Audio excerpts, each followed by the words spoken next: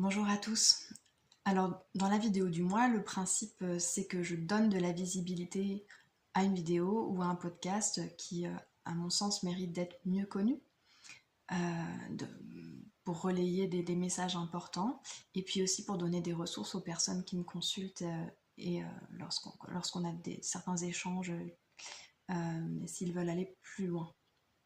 Et ce mois-ci, je vous présente non pas une vidéo, mais une série de vidéos qui parlent d'un sujet d'actualité. Alors ce sera rarement le cas, hein. Mon intention c'est pas du tout de relayer des informations de l'actualité qui nous mettent face à des sentiments d'impuissance ou face à ce rouleau compresseur et l'adversité qui bat son plein. Voilà, pour ça, je trouve que chacun doit se sentir prêt à aller chercher cette information, se sentir armé pour l'entendre et pour y réagir. La série de vidéos dont je vous parle, c'est à propos d'un projet de loi qui est en discussion en ce moment, donc c'est de l'actualité concrète, et ça nous invite surtout à réfléchir à notre propre rapport à la vie et à la mort, à notre humanité sous toutes ses facettes, hein, des plus âpres et des plus sombres aux plus rayonnantes, et à la complexité et la délicatesse de notre condition humaine.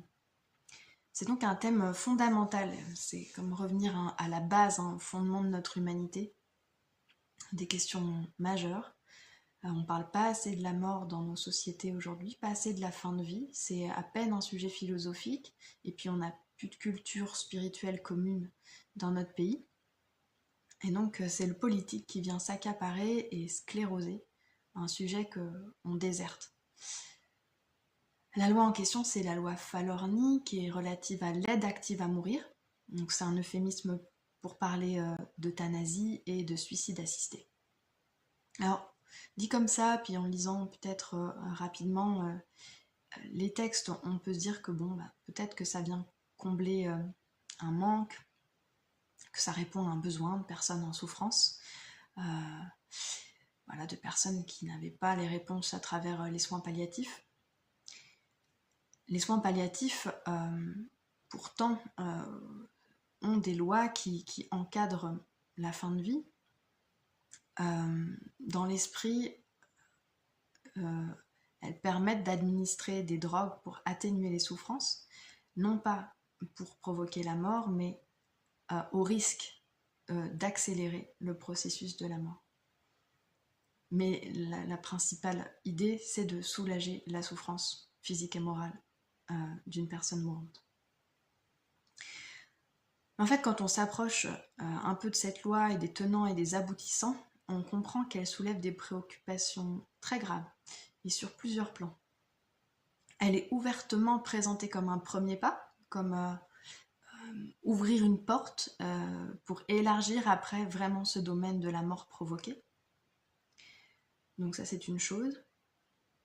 Avec l'idée derrière de potentiellement, soi-disant soulager, mais par certains aspects éliminer aussi les personnes atteintes de maladies peu acceptables pour la société. Donc sur un plan médical et éthique, on atteint une forme de transgression assez grave. Et donc ce sera évoqué dans les vidéos, hein, mais c'est intéressant de se poser sur le délit d'entrave qui sanctionne très sévèrement les problèmes de santé, les professionnels de santé qui pourraient essayer de dissuader une personne qui veut se suicider, quand bien même elle serait dans un état mental ou psychiatrique, psychique, qui lui permettrait pas d'envisager autre chose que la mort. On peut parler aussi des chantages financiers. On peut déjà voir dans d'autres pays par rapport à ce type de dispositif. Donc on parle aussi de darwinisme social, d'eugénisme, comment finalement on permet l'élimination des personnes indésirables qui coûtent cher ou qui dérangent, comme les personnes âgées, les personnes porteuses de handicap, etc. À qui on promet une mort digne, ça nécessite qu'on réfléchisse à ce que c'est que la dignité humaine, et savoir pourquoi ces personnes, dans ce cas-là, ne sont pas dignes de vivre.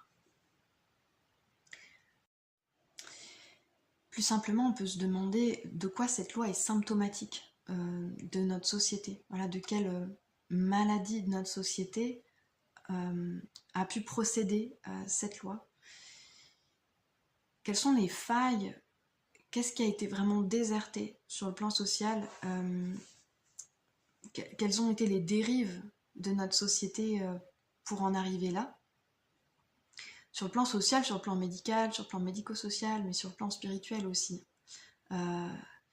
Si la médecine, notamment les soins palliatifs, mais pas uniquement, toute la médecine, était plus accessible, plus humaine, plus holistique, si on avait plus de temps pour faire vraiment le travail qui est la vocation des professionnels de santé à la base, hein, écouter les gens, rencontrer les gens dans leur réalité, répondre à leurs besoins, leurs envies, et non répondre aux dogmes, chercher ce qui pourrait les aider, croire aussi à leur guérison, croire à l'expérience qu'ils sont en train de vivre, et puis les aider à traverser leur maladie autrement qu'à travers un plan purement technique. Une telle loi serait peut-être pas nécessaire. S'il y avait des vrais dispositifs pour accompagner les gens qui souffrent de handicap, qui souffrent de maladies mentales, qui souffrent pour toute autre maladie qui les conduit à une fin de vie difficile. Si on développait les soins palliatifs comme c'était prévu, que ce soit en institution ou à domicile, en augmentant les moyens humains, on a besoin de démultiplier le temps consacré à chaque personne, à chaque patient, de rendre beaucoup plus accessibles les soins par les psychologues et les psychothérapeutes et même par les accompagnants spirituels, recréer du lien entre la médecine technicienne et la spiritualité qui est propre à chacun. Donc, ici et dans les vidéos et les dialogues qui sont entrepris par le docteur Louis Fouché et puis les différents invités qui viennent de différents horizons, on invite d'une part à prendre connaissance de cette loi et tout ce à quoi elle ouvre, et peut-être aussi à agir au niveau politique, hein, politique citoyenne de proximité, à interpeller des sénateurs, etc. Mais si vous n'avez pas l'élan politique et que vous vous sentez un petit peu accablé ou dépassé par tout ça, ces dialogues invitent d'autre part à s'approprier le sujet en lui-même. Finalement, loi ou pas loi, elle a le mérite en fait de mettre en évidence ces carences dans nos réflexions, ces carences dans nos vies, et qu'on a déserté complètement cette sphère-là.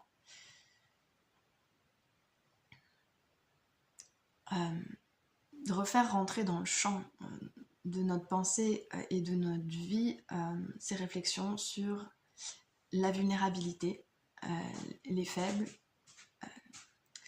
les personnes âgées, les personnes handicapées, la maladie mentale, la mort, tous ces sujets qu'on met de côté, qu'on enfouit, qu'on ne veut pas voir, qu'on met à la marge.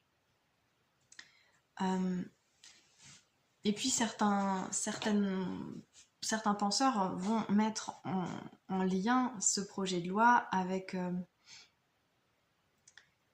par exemple, la possibilité d'interrompre une grossesse pour cause de trisomie, ou de sélectionner un embryon qui convient à nos critères.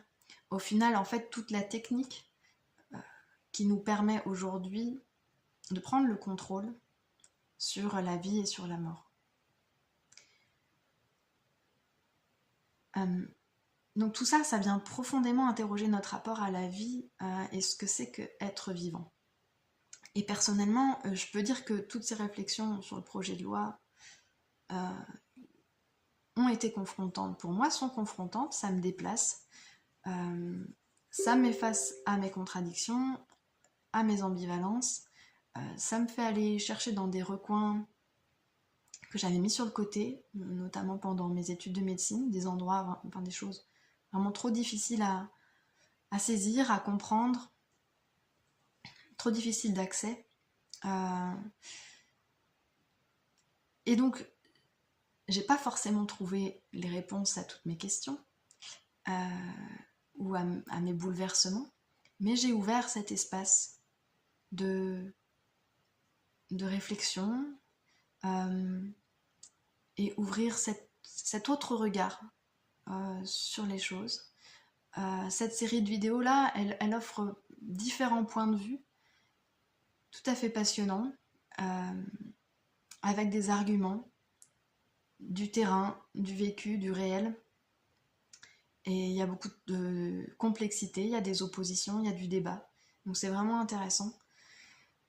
L'idée, c'est de sortir du pour ou contre, du d'accord, pas d'accord, avec la loi et avec même ces personnes, ces invités. Mais c'est plutôt là, est-ce que je suis touchée? Où est-ce que je suis touchée? Est-ce que je suis déplacée? Qu'est-ce qui est difficile pour moi à entendre? Qu'est-ce que j'ai occulté? Qu'est-ce que j'ai encore besoin d'occulter? Sur quoi j'ai envie de porter un autre regard? Qu'est-ce que je peux rencontrer de moi et des autres à travers ça? Et puis,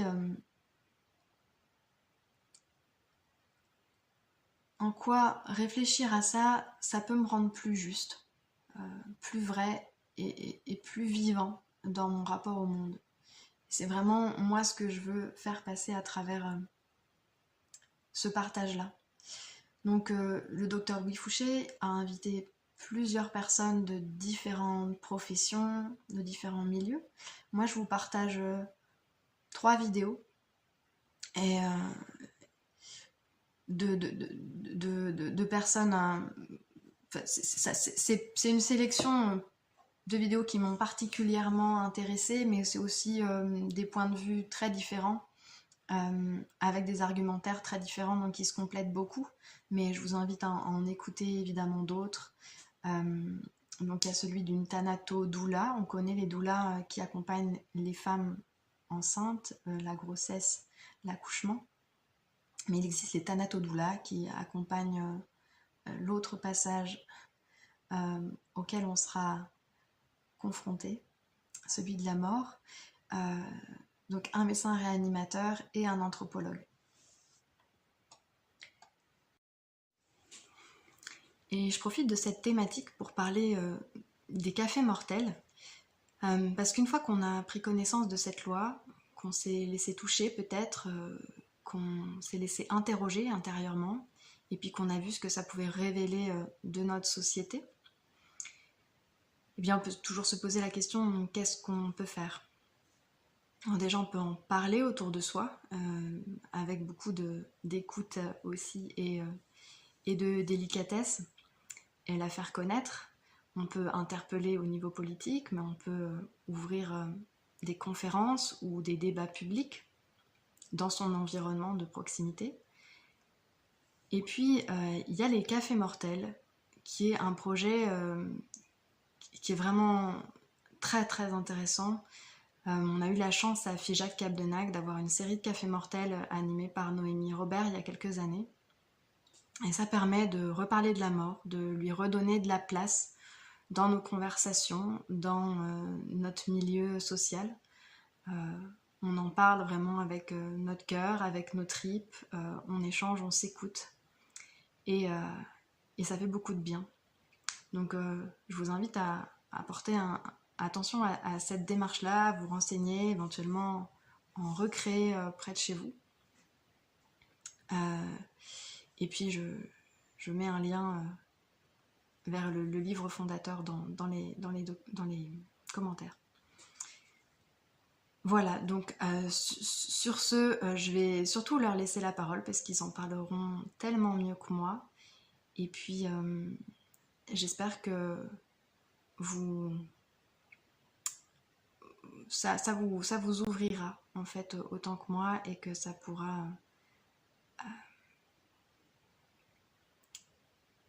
vous permettre de vous rapprocher de quelque chose de vraiment primordial, de fondamental à réintégrer dans nos vies. Voilà, je vous souhaite de bons visionnages et puis je vous dis à bientôt.